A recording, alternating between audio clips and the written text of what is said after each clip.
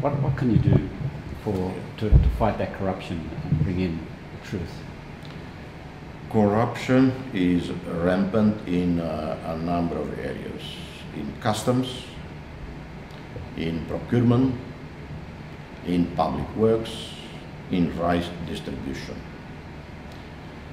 What suddenly made me angry was when yesterday I visited a remote place in this country. Second time I visited. First time was in January 2008. Now again, less than 2 years I went there to inaugurate a brand new school that I had promised them. And there I heard about how people are not able to buy rice because it's very expensive. How some elderly who are supposed to be receiving the money, some get the money, others don't.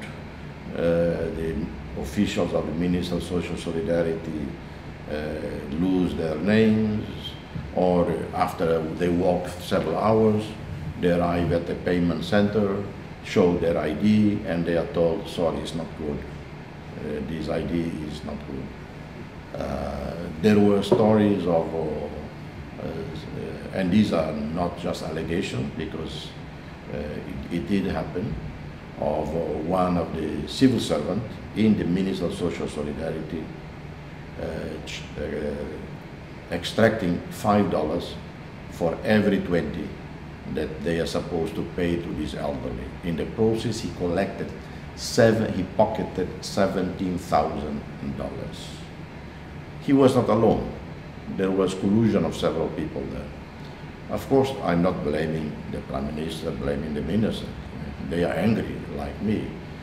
The gentleman is fired, and pending investigation, it will go to the prosecutor's office and then to the court. On the rice business, the government sells the rice to traders at a subsidized price.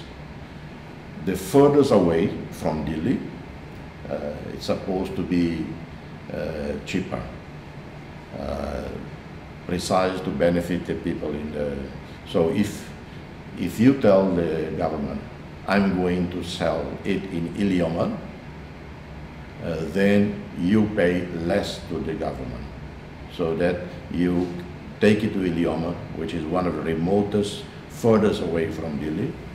It's still a reasonable price for the people there, and yet the seller still make a decent profit.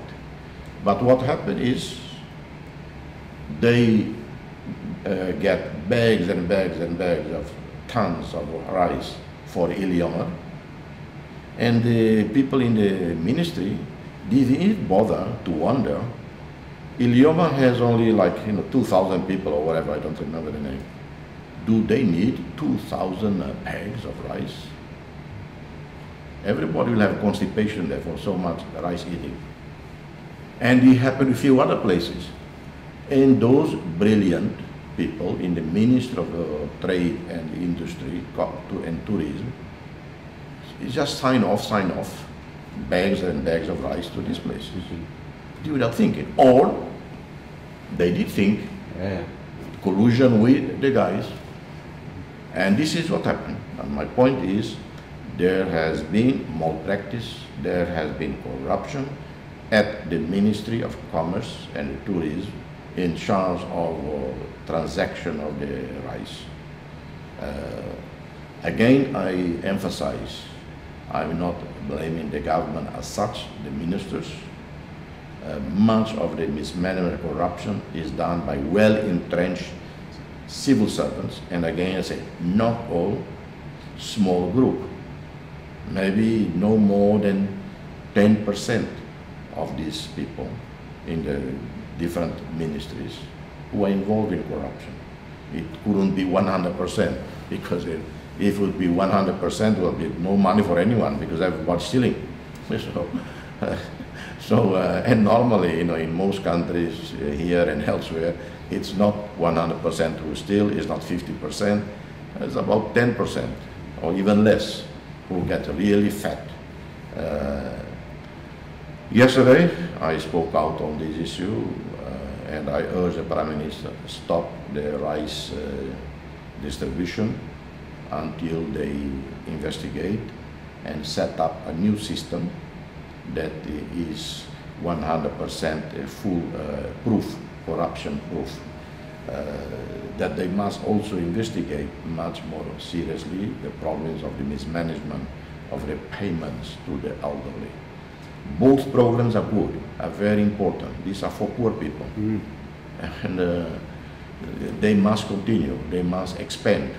Because we have the oil money. What are we going to do with it? Leaving it in West Treasury bonds, the dollar depreciating, we're losing the money. Well, might as well give it to the poor. But give it to the poor and not to a bunch of civil servants. That's right. And that's the poverty and people making money out of poverty. Yeah. So. Another failing problem is in public works. The budget execution of the Minister of Infrastructure extremely low. If I were the Prime Minister, I would have already a year ago smashed the Minister of Infrastructure, divided up into at least 3 different ministries.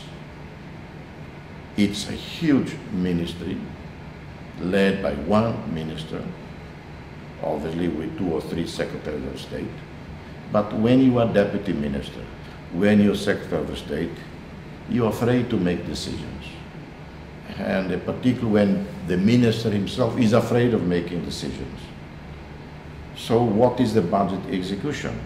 I heard it's about 15% of the Minister of Infrastructure. Well, might as well close down the Minister of Infrastructure, if that's the case. 15% being spent. Being spent, yes.